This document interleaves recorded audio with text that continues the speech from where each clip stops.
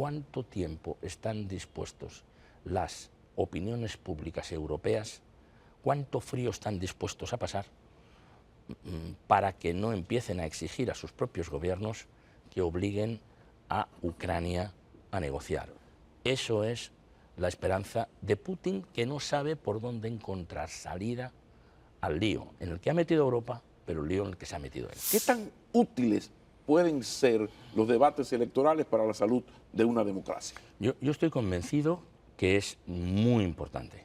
Y además también estoy convencido de que si hay una voluntad popular de que haya debates, si no fuera así, no tendrían tanta audiencia. Yo creo que lo que no tiene sentido es que unos ciudadanos escribiendo los periódicos tengan unas relativas regulaciones y otros tengan barra libre para insultar, para denigrar y para destruir prestigios y reputaciones.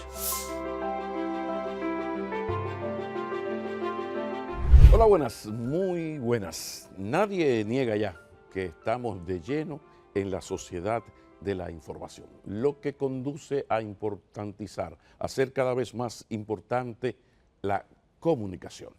La comunicación como instrumento para la civilización y para creación y o fortalecimiento de la democracia. Entonces, qué bueno, yo lo entrevisté hace unos meses en España, pero lo atrapé en uno de estos escasos viajes que él hace a República Dominicana. Es todo un privilegio poder conversar en profundidad con todo un especialista de eso que llaman sociología de la comunicación, pero cuidado, todo un referente y la mejor referencia del mejor periodismo está significada en el nombre de este hombre que se llama Manuel Campo Vidal, un periodista de vasta experiencia, reconocido, conocido y reconocido como la gran personalidad de los debates electorales de la democracia española. Entonces, temas tenemos. Aprovechemos entonces el tiempo porque está con nosotros el profesor Manuel Campo Vidal. Bienvenido, profesor. ¿Qué tal? ¿Cómo estás?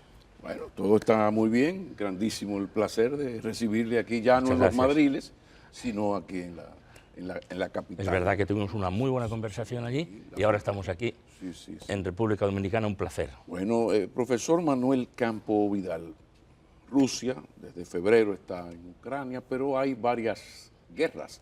A mí me gustaría que hablemos un poco de la guerra de la información, ¿Sí? en el enfrentamiento de estos dos países. ¿Cómo usted ve y cómo va esa guerra? Es verdad que hay varias guerras. Hay una guerra militar, que es la información que recibimos. Hay una guerra diplomática que Putin ya perdió, porque Finlandia y Suecia, que eran países neutrales, ya pidieron su ingreso urgente en la OTAN para tener un paraguas. Hay una guerra energética que gana Putin porque tiene el control del gas. Y eso puede dejar helados este invierno a Alemania, a Italia y a otros países. Hay una guerra tecnológica que Putin pierde, porque en todas las guerras, da por decir esto, se estrenan nuevas armas, se estrenan nuevas tecnologías y, por ejemplo, rompen la encriptación de las comunicaciones internas del ejército ruso y por eso hay la eficacia del ejército ucraniano, la geolocalización de los misiles, etc. Y como bien señalas, hay una guerra de la comunicación que yo creo que ahí sí Putin la ha perdido claramente. Es verdad que él ha controlado en la dictadura ni siquiera hablar de guerra, sino de operación militar y con un eufemismo, pero en el momento en que él envía 300.000 cartas a 300.000 domicilios de Rusia, movilizando a hombres jóvenes, a partir de ese momento él está comunicando que hay una guerra y además que la está perdiendo porque necesita esa cuestión. Ahí hay un elemento, todo comunica, pero esa carta es determinante. Dicho eso, Zelensky es un gran comunicador y en ese sentido, como se suele decir en España, le ha pasado la mano por la cara. Claro. Porque el caso de el régimen ruso, las cosas se han agravado por el desarrollo de las redes sociales. Ya las dictaduras la llevan muy pesada con este mundo interconectado de redes y de plataformas digitales. Entonces usted suelta sus eufemismos, pero hay una realidad que las redes y las plataformas le muestran a ese país. A pesar de que están muy perseguidas y muy controladas, porque las redes en Irán, las redes en China, las redes en Rusia y en otros países, seguramente en Nicaragua también, están extraordinariamente controladas e intervenidas, pero recordemos que en Rusia tuvo que jugarse su puesto de trabajo o más cosas aquella redactora de un telediario, madre de 2 hijos, que cuando estaban dando el telediario en directo apareció detrás con un cartel que decía no a la guerra en inglés y en ruso, ¿no? Si no, ahí de eso no aparecía. Pero es verdad que cuando hay una guerra, pues aparece un discurso de un primer ministro, de un presidente de república en un momento crítico, porque ha habido un bombardeo, porque ha habido una victoria, porque ha habido por lo que sea, y Zelensky es un hombre que gracias a Instagram, y gracias a Facebook, y gracias a Twitter, nos queda un discurso tanto en tanto, da uno a las 8 de la mañana, da otro al mediodía, da otro por la noche, y a través del Zoom entra donde le invitan, en los parlamentos de todo el mundo. Desde luego estuvo en el español, estuvo en el Congreso norteamericano, estuvo, ignoro si le invitaron o no, en el Senado o en la Cámara de Diputados en República Dominicana, pero donde le invitan va a contarlo. Estuvo hasta en el Festival de Cine de Cannes, es decir, comunicación total. Lo cierto es que el señor ha demostrado, bueno, ahora está en lo máximo, pero al inicio un señor que tiene un programa de televisión de humor. Sí. Y desde ahí hace una plataforma para alcanzar la presidencia. Bueno, es verdad. El poder de la comunicación. Es verdad. Realmente un programa de humor, pero otra cosa. Él protagonizó una serie de televisión que tenía mucho éxito en que él se convertía en presidente de Ucrania. Esa era la ficción. Se terminó de rodar cuando él ya estaba ganando las elecciones. Así que aquello se llevó a la práctica. Y yo que he visto la serie, el juego entre el Zelensky actor y el Zelensky presidente, que es el mismo, es espectacular. Qué bien. Lo nunca visto. Profesor, ¿y hacia dónde entonces va la democracia de este siglo XXI con esos nuevos elementos? Como ciudadanos, como periodistas, como políticos, ¿qué debe la gente aprender de esta nueva realidad que se ha impuesto? Bueno, hay que conocerla, porque el político, o en general el ciudadano, el líder social, la empresa, que no hace caso de esa realidad, se puede encontrar con que le está creciendo al lado una realidad paralela y no lo sabe. Por tanto, hay que conocerlo. Y las instituciones y la democracia también. Lo que pasa es que lo esencial, yo creo que deben mantenerse los valores democráticos, y el riesgo de las redes es que a través de los algoritmos internos de las redes están posicionando a la gente que solo habla con gente que piensa como ella. Entonces, la famosa burbuja. Sí, y es realmente muy peligroso, porque es una polarización extrema.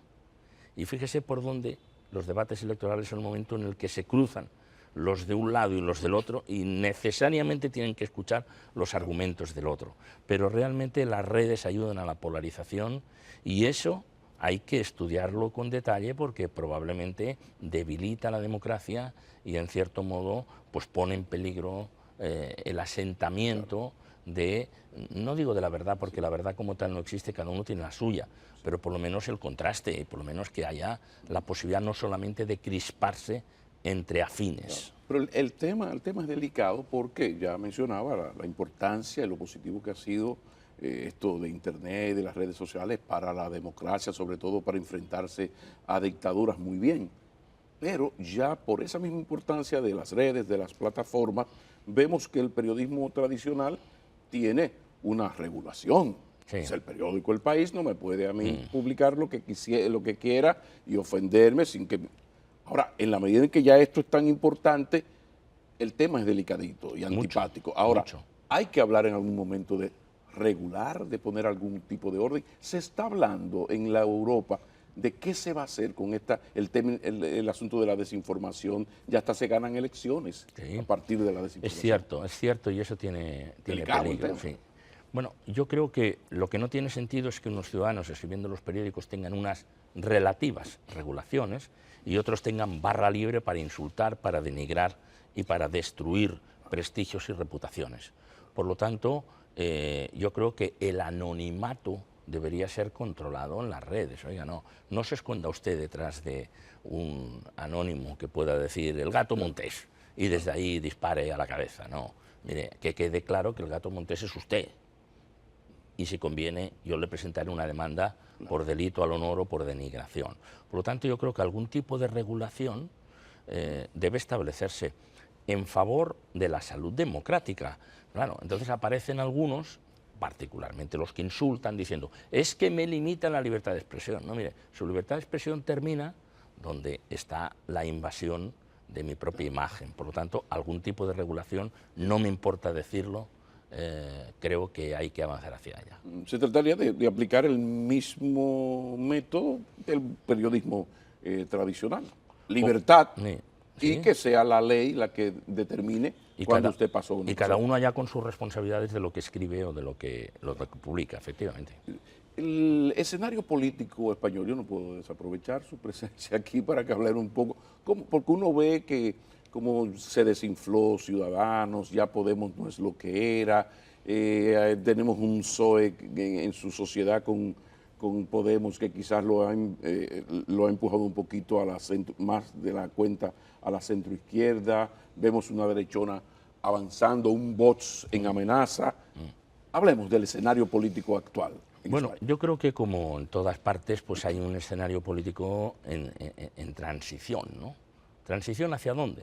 Bueno, yo creo que en algunos años, desde luego no el año pasado, como decía, ni hace 2, será el año que viene, o el otro, o dentro de 4, pues se producirá una vuelta de la derecha o del centro derecha, ya veremos con qué composiciones, al gobierno de España. Eso parece razonable que en algún momento pueda pasar, ¿no? Ahora la derecha, representada por Alberto Núñez Feijóo del Partido Popular, tiene un líder consistente, no era así antes con Pablo Casado, pero por otro lado tiene a Pedro Sánchez, que su único libro publicado se titula Manual de Resistencia. Entonces este es un señor al que echaron literalmente de su partido siendo el secretario general y volvió aclamado por los militantes, y es un señor al que los catastrofistas habituales del ámbito político y mediático en España ya hace rato que tienen enterrado, y no pasará de un presupuesto y está aprobando el tercero en estos momentos, ¿no? Son tales las incertidumbres en el panorama europeo, yo diría que en el panorama mundial, por todas esas guerras de Ucrania, no por la guerra solamente del frente, sino por la guerra energética, por la guerra diplomática, claro, por la guerra de la comunicación, que no sabemos exactamente qué es lo que va a pasar. Pero es cierto que Pedro Sánchez, hay que decirlo no a la verdad, junto con el primer ministro portugués, Antonio Costas, consiguieron una excepción ibérica en materia energética de la Unión Europea, y todo el mundo se reía en España, todo el mundo no, pero digamos sus adversarios, y luego Macron dijo, yo también la quiero. Y luego otros países dijeron, oiga, yo también me quiero apuntar a eso, porque si no mis ciudadanos pagan la luz 3 o 4 veces más cara. ¿Cómo valorará finalmente esto en unas elecciones la opinión pública? Bueno, es difícil hacer previsiones. Yo creo que es probable que Núñez Feijóo pase a ser el primer ministro, el presidente del gobierno después de unas elecciones, pero no es seguro. Por lo tanto, la seguridad hay que verla, y la única encuesta que vale es cuando se abran los colegios electorales. A partir de esa característica de Pedro Sánchez, que es indudablemente que un sobreviviente, ahora acaba de ser electo presidente de la Internacional Socialista. Bueno, él tiene un sigue sorprendiendo. Bueno, él tiene un reconocimiento importante.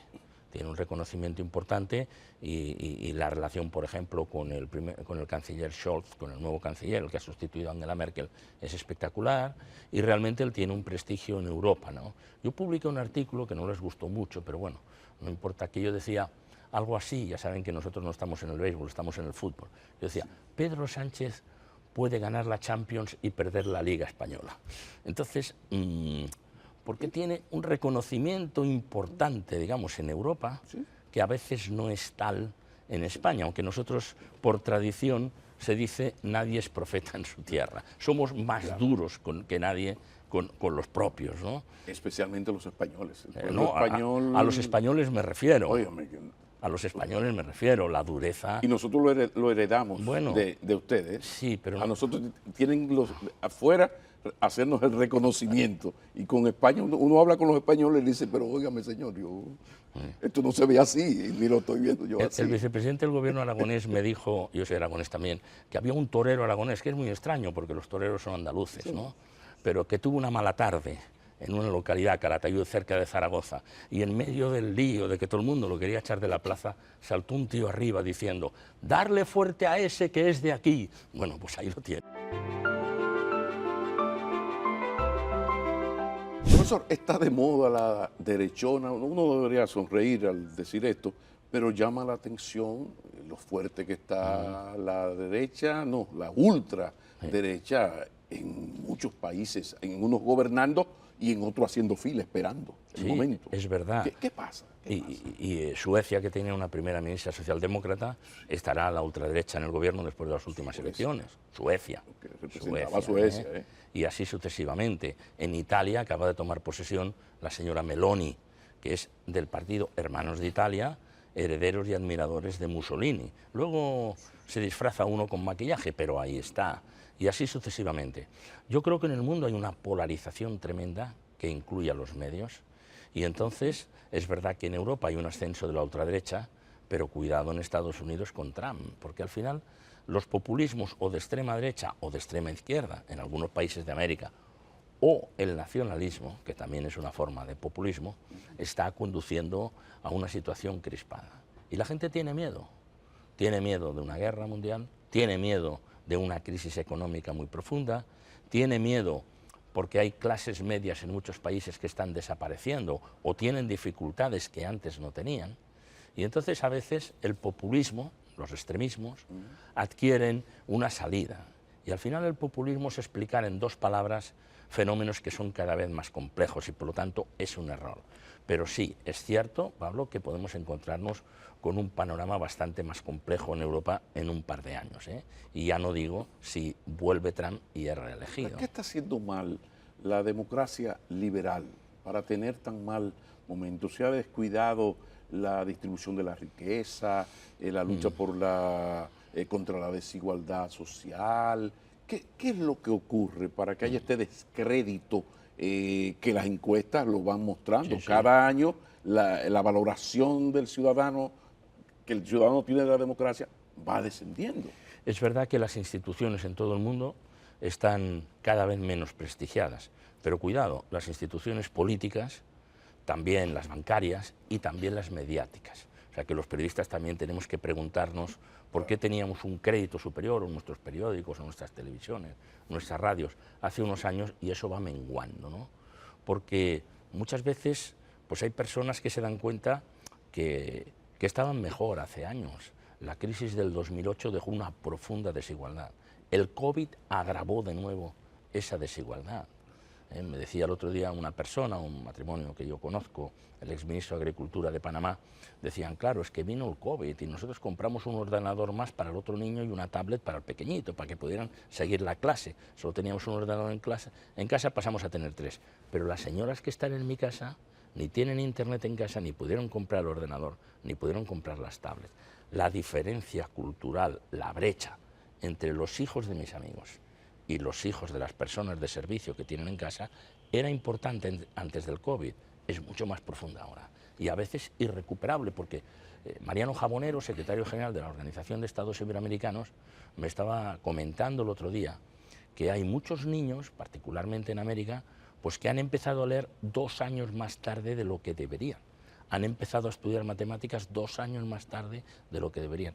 Y eso es una losa que se arrastra y que se va a notar cuando esa gente pues lleguen al mundo laboral, ¿no? Por tanto, la desigualdad es una losa creciente y los gobiernos, el G7, el G20, todo lo que usted quiera, tienen que reaccionar, porque un mundo polarizado es una garantía de riesgo de enfrentamientos, incluso civiles. Pero precisamente se está pensando en eso. Hay un libro que ya se hizo clásico, que es El fin del poder, de Moisés Naim, que se resume con esa sentencia. O sea, nunca antes fue tan fácil llegar al poder, pero tampoco ha sido tan fácil perderlo. Y ya hoy ganaste sin casi darte cuenta y por cualquier tontería al año estás fuera. Y la democracia europea, que siempre fue el gran referente de la democracia liberal mundial, de repente vemos que el problema allá es tan grave como aquí, y cuidado. Se está pensando un poco en eso, el G20 tiene algún plan, se puede repensar un poco la democracia ante el avance de lo que usted me dijo en la otra entrevista, que era las democracias iliberales. Iliberales, sí. Eso iba por Hungría, eso iba por Polonia, iba por otros países. Y avanza. Excelente analista es, desde luego, Moisés Naim, que duda cabe, ¿no? Un personaje muy interesante. Bueno, yo creo que al final tenemos que darnos cuenta que los valores democráticos pueden estar amenazados, entre otras cosas, porque las cosas se hacen mal o porque las cosas se hacen lentas. Europa, que sí fue siempre un referente y espero que lo continúe siendo, tenía una organización extraordinariamente burocratizada, todavía la tiene, pero es verdad que esta crisis le ha ayudado a tomar decisiones de una forma más rápida. Para tomar decisiones, para espabilar en la ayuda a Ucrania, en el cuidado de los ucranianos, ojo, porque tenemos 3 o 4 millones de ciudadanos que han salido de Ucrania. Nosotros en España tenemos 200.000, pero Polonia soporta más de 2 millones. Toda nuestra admiración hacia Polonia. Pero por fin el Consejo Europeo no tiene más remedio, y la Unión Europea, la Comisión Europea, que es el gobierno de verdad, de acelerar las cosas. Es verdad que va tarde, pero también es cierto que nunca Europa se mostró con una voz, cuidado, porque ahí están algunos simpatizantes de Putin un poco agazapados, digamos, de momento, pero ha habido una cierta reacción, porque si no Europa estaba condenada a quedar atrapada entre el poder emergente ya explosionado, digamos, de China y los Estados Unidos, a los que no les va mal la guerra, por cierto, hay que decirlo, ¿no? Porque venden petróleo y gas más caro, porque tienen las maquinarias bélicas en fabricación a tope, y digamos están cómodos con la situación, mientras Europa tiene miedo de que realmente haya un invierno muy duro. Y la pregunta clave, si me permites, Pablo, es al final, ¿cuánto tiempo están dispuestos las opiniones públicas europeas, cuánto frío están dispuestos a pasar para que no empiecen a exigir a sus propios gobiernos que obliguen a Ucrania a negociar? Eso es la esperanza de Putin, que no sabe por dónde encontrar salida al lío en el que ha metido Europa, pero el lío en el que se ha metido él. Pero también son tiempos difíciles porque el neoliberalismo predominante ha desarrollado esa vocación egoísta de cada quien. Cada persona es un proyecto hasta empresarial. Entonces ha entrado en malas el tema de la solidaridad. Pero de repente, y esto se lo escuché decir a un amigo suyo, a Josep Borrell, en una conferencia que asistimos allá en su universidad, en Next Educación. Y él hablaba, bueno, que parte del problema que tenemos es que los grandes valores de la democracia europea, esa fortaleza, esos grandes valores intocables, están siendo utilizados por los adversarios de la democracia para hacerle daño y le están ganando la guerra. Sí, es verdad. Entonces, pero los excesos del neoliberalismo pueden conducir a una catástrofe económica. Lo acabamos de ver en el Reino Unido. Aparece una señora que se llama Liz Truss, primera ministra, que llega allí e inmediatamente toma decisiones de bajar los impuestos a los ricos, la diferencia la pagan los pobres, de tomar unas decisiones ultraliberales que llevan en una semana llevan al hundimiento de la libra, al hundimiento de los mercados, al incendio de la calle y al final, cuando en un momento determinado The Economist, que es la Biblia conservadora, dijo Liz Truss va a durar menos que una lechuga. Y el diario The Sun publicó en primera página una foto de Liz Truss, la primera ministra, y una foto de una lechuga. Entonces decía, señores, la lechuga tiene como 10 días de vida para dejar de ser comestible. ¿Quién ganará, la lechuga o Liz Truss? Ganó la lechuga. Ganó la lechuga. Pero es parte, esto viene a agravar el problema y a dar la razón a la preocupación existente. ¿Dónde va la democracia liberal si tenemos estos problemas y la iliberal avanza? En Francia, ya en Italia, en España, cuidado con Vox y el PP, que no estamos muy claros cuál de los dos. Sí, estamos muy claros. Bueno, yo creo que el Partido Popular se va a consolidar por encima de Vox, porque también Vox crecía de esa manera. Pero lo de el Reino Unido ha sido un aviso muy importante, también para los excesos liberales, también para el exceso de liberalismo de españoles y de otros ahí, ¿no? Miren, nosotros en Next tuvimos el día, fue una casualidad, que dimitió Mariano Rajoy a José María Aznar porque tocaba presentar el libro el 5 de junio y nadie sabía que iba a dimitir el 5 de junio. Lo habíamos programado un mes antes. Y yo estaba sentado al lado del presidente Aznar y claro, los periodistas estamos siempre sentados enfrente, pero yo veía la libreta de Aznar y Aznar traía sus titulares preparados, lo que yo disfruté, Pablo, porque no solamente por lo que decía, sino por ver su técnica. Y digo, ya verás qué misil va a soltar. Y entonces, en relación con lo que dices, mira la cámara y dice, cuando yo me fui, había una derecha, ahora hay tres. Ahí queda eso, Vox, Ciudadanos y el Partido Popular, que era una censura tremenda, digamos, para la gestión que había hecho Mariano Rajoy. Estamos en esas, en la reunificación de las tres, por decirlo de algún modo. Por eso las posibilidades de que formen gobierno son muy altas. Me parece que sí, son, pero son muy altas. El problema es que en España no tenemos segunda vuelta. La segunda vuelta es parlamentaria. El Congreso español, que es el que vota al presidente, tiene 350 diputados. Por lo tanto, tú necesitas la mitad, 175 más uno. Si tú no tienes 176, no eres presidente del gobierno, aunque hayas ganado las elecciones. Por eso es probable, pero no seguro. Es decir, la suma tiene que dar entre PP y Vox 176. Si no da y necesitan 5 o 6 del Partido Nacionalista Vasco, no los va a tener. Bueno, en eso va a ser entonces determinante el comportamiento electoral de los partidos nacionalistas. Va a ser cuántos diputados van a sacar y todo esto. Profesor, la tentación es grande de seguir en la política europea, española, pero no podemos seguir esta conversación sin hablar de periodismo. Claro. Después de la pausa vamos a repasar un poco el mundo del periodismo en España, en Europa y hasta en la República Dominicana, si usted me lo permite. Por supuesto. Profesor, ¿cómo está la salud del periodismo español en este mundo de la sociedad, de la información, de la dictadura digital, toda esta cosa, de este capitalismo digital? ¿Cómo está la salud? Con toda sinceridad, a mí me gustaría decir, está muy bien, pero sinceramente no está bien, porque ese atrincheramiento, esa polarización tan grande de la sociedad, no solamente de los partidos políticos, sino de los sistemas económicos, lleva a un atrincheramiento de los medios. Y cuando los medios, está bien, uno puede ser más progresista, otro puede ser más conservador, pero manteniendo una relativa credibilidad de fondo, o de lo contrario, ya simplemente pasamos a hacer propaganda, no a hacer periodismo. Claro, eso está exigiendo también a que muchos periodistas se posicionen, y eso es mala salud, porque el capital de un periodista, el capital de un medio es su credibilidad.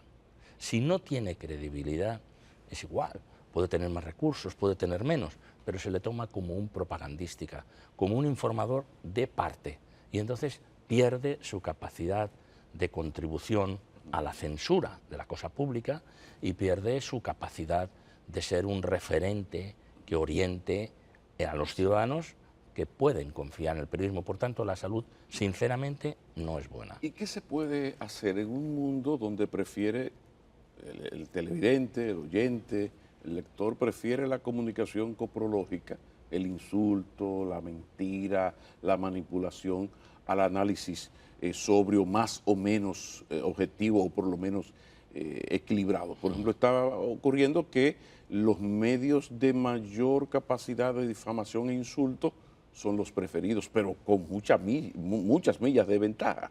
Entonces, ¿a dónde va un periodismo donde lo que uno está viendo parcialmente es que muchos medios estoy perdiendo influencia, lectorías, de views y estas cosas? Entonces yo comienzo a parecerme a esa comunicación coprológica exitosísima, incluso publicitariamente. Pero en la medida que paso a esto, pierdo la gran fortuna que es la credibilidad. ¿Cómo salvar ese desafío? Pues está muy difícil, ¿no? Esa es la pregunta del millón. Está muy difícil porque hay muchas personas que lo que quieren es leer algo que le dé la razón y sobre todo que le permita desahogarse. Y de ahí el éxito de las redes sociales. Y entonces aplauden con entusiasmo a aquel que es duro en la posición. Y además, como le aplauden, se vuelve más radical. Pero no duro en cuanto a una persona que te brinda argumentos para tú defenderte, sino duro en cuanto a la dureza de la palabra. Y a la simplificación de los argumentos, sin ningún tipo de análisis. Ese es mal asunto. Y en medio de estas dos posiciones sobrevive un intento de periodismo en el que mucha gente procuramos estar, en el que te puedan decir, hombre, este es de tendencia progresista, pero hombre, reconoce que esto pues lo ha hecho bien un gobierno conservador, o al revés, es un gobernador que tal, un conservador, pero hombre, reconoce que en España se paga menos electricidad que en Francia gracias a gestiones, digamos, del actual presidente del gobierno, que te caerá muy mal porque es socialista y no sé qué, pero hombre, habrá que reconocerlo. Esa es la tensión en la que estamos viviendo unos y otros, y yo quiero confiar también en que al final las personas tienen un gran sentido común, créame. Yo muchas veces digo, es verdad que la transición política en España, que fue una obra de ingeniería política admirable, porque un régimen de una dictadura a una democracia cambia o por una revolución o por un golpe de Estado, por una insurrección militar, lo que sea, en Portugal, porque se movilizó el ejército. En España no. Y es verdad que el propio rey, denostado y a veces haciendo méritos para ser denostado también, es verdad, Juan Carlos, pero hizo una gran contribución, Adolfo Suárez, Felipe González, Santiago Carrillo, el líder de la derecha, Manuel Fraga, etcétera, etcétera. Pero nos olvidamos muchas veces del pueblo español. El pueblo español, que tenía el trauma de la guerra civil en la cabeza, dijo, no queremos más que estabilidad. Y España, con todas nuestras dificultades que las tenemos, pero llevamos 45 años de democracia. Usted dirá, hombre, es muy poco. Bueno, pero es que España en el siglo XIX tuvo 8 constituciones y 3 guerras civiles. Entonces, amigo, como decía von Bismarck, España tiene que ser un país muy resistente y muy fuerte, porque los españoles lleváis siglos tratando de destruirla y no lo habéis conseguido. Es una frase lapidaria. Pero además, Von Bismarck. A los países a veces les ayuda a tener un monstruo, porque en España fue fundamental ese trauma de la guerra civil, esa amenaza, lo que significó Franco, los asesinatos de Franco, esos primeros 15, 20 años de dictadura de Franco. Entonces, eso un poco fue lo que hizo que se reuniera Juan Carlos con Carrillo. Claro. Eso es mucho decir, ¿no? Es mucho decir. Bueno, porque también, efectivamente, el rey se reúne. En realidad es Suárez el que se reúne, pero estamos de acuerdo que le envía un emisario, y le envía un emisario al rey, efectivamente, y sabemos quién es, para que al secretario general del Partido Comunista, pero decir, busquemos una reconciliación, pasemos una página y construyamos una constitución que vaya desde la derecha hasta la izquierda, que incluya incluso a los nacionalistas. Luego, pues siempre hay personas que dicen, bueno, pero yo no estaba de acuerdo con este título, otro, eso es perfectamente legítimo. Pero al final pudimos construir una constitución y la batalla es conservarla, defenderla y no dejar que las tensiones políticas y de todo orden la deterioren, ¿no? Y que es una gran pena como está terminando su vida el emérito Juan Carlos, después de haber sido una persona tan fundamental, porque quizás más de uno no sabe, no recuerda, olvidó que él tenía el absoluto control del ejército. Es cierto, o sea, y lo cedió. Aquello no explotó porque él no permitió que explotara. Entonces, eso es cierto y hay que reconocérselo. Un saludo al presidente Felipe González, que esta misma semana quiso hacer puntualizó ese reconocimiento al Juan Carlos de la transición, no al de ahora, no. Creo que es sumamente importante. Pero entramos en la democracia española y para el fortalecimiento de la democracia española ocurrió algo importante y que ya es tradición, son los debates electorales. ¿Cuál es el nivel de aporte que un hombre de la experiencia y protagonista de estos debates como Manuel Campo Vidal puede hablarnos de la utilidad de esos debates electorales para el fortalecimiento de una democracia? ¿Qué tan útiles pueden ser los debates electorales para la salud de una democracia? Yo estoy convencido que es muy importante. Y además también estoy convencido de que si hay una voluntad popular de que haya debates, si no fuera así, no tendrían tanta audiencia. Yo el primer debate que pude organizar entre Felipe González y José María Aznar en el año 93 tuvo 10 millones de personas de audiencia. Eso es una final de un partido de fútbol probablemente en el Mundial. Incluso con Zapatero y Rajoy, 15 años después, porque los debates no siempre la clase política los quiere y lo paró Aznar 15 años, tuvimos hasta 13 millones, es verdad que había subido la población española en ese tiempo. Quiero decir, la ciudadanía lo quiere, pero como dice mi buen amigo norteamericano que ha estudiado esto, digamos, como nadie, Alexander, nos dice, vamos a ver, señores, no se confundan ustedes, no es una esgrima dialéctica. Un debate es una selección de personal. Aquí se sienta el ciudadano, con un señor en medio, que yo he tenido la inmensa fortuna de organizar y de ser el señor del medio, pero dice, o el de este lado o el de este lado, yo lo contrato con mi voto para que dirija la empresa España S.A. De la que yo soy accionista. O República Dominicana sí. S.A., de la que soy accionista, y con mi voto contrato a esta persona o no. Yo creo que eso es realmente muy importante, entender los debates como una selección de personal, y creo que con el tiempo yo he comprendido y defiendo que es un derecho de la ciudadanía saber a quién contrata. Lo que pasa es que el asunto es más grave. En el momento actual de la democracia es mucho más grave que esa etapa, porque en el año 93 estaba el periódico El País en su buen momento, sí. El ABC era el ABC todavía, sí. Entonces se debatía, se hablaba de los programas de gobierno, de las propuestas, la gente le interesaba, bueno, ¿qué dice Felipe? ¿Qué plantea Felipe? La socialdemocracia, bueno, pero el presidente Aznar viene subiendo, o sea, era otro mundo. De repente, ahora estamos en un mundo donde las ideas importan poco. Ya yo creo que los partidos se lo enviarán a algunos periodistas, uno los recibe los por programas, la decir, ¿no? ¿Para qué carajo sirve? Un programa es una oda a lo que nunca va a ocurrir, así la gente lo puede ver. No, entonces en un mundo así, en la actualidad, donde no hay debates, donde en los medios no, las tertulias son sumas de espectáculos con insultos y descalificaciones. No, eso es demasiado importante. Entonces, ahora más que nunca, el usted sentar a estos señores, ven, vamos a hablar. Achúbale, rintintín. Eso es, y como dice Alan Schroeder, sí. Es una selección de personal. Pero yo diría todavía algo más. Y es que si eso era importante en el 93, que no había redes sociales, hoy los seguidores de uno o los seguidores de otro solo se hablan con los de su secta, con los de su tendencia. Lo que me dijo ahorita. Sí. Por lo tanto, el debate la burbuja es la única posibilidad en la que los seguidores de este van a tener que escuchar necesariamente al otro y al revés. Y eso es interesante. Precisamente, profesor, se trata de que exista una ciudadanía que le obligue, que presione al político. Yo necesito que tú enfrentes a tus adversarios para ver, ver qué tú traes, qué tú propones. Eso es maravilloso, pero para eso necesitamos una ciudadanía militante, una ciudadanía responsable, informada, enterada. Hay un asunto interesante. El Defensor del Pueblo organiza una certificación en gobernanza que la Universidad NEX está coordinando, ha diseñado. Hablemos un poco de qué será este curso, esta certificación, y qué gran utilidad puede tener para formar a esa ciudadanía que queremos que exista para que avance la democracia. ¿De qué se trata esta certificación del Defensor del Pueblo? Sí, yo creo que lo que está sucediendo en República Dominicana con el Defensor del Pueblo, con Pablo Ulloa, es sinceramente muy interesante, porque es un personaje independiente que en un momento determinado logra un pacto de los partidos para ejercer, claro. Pero ejerce y no le gusta, digamos, a todo el mundo.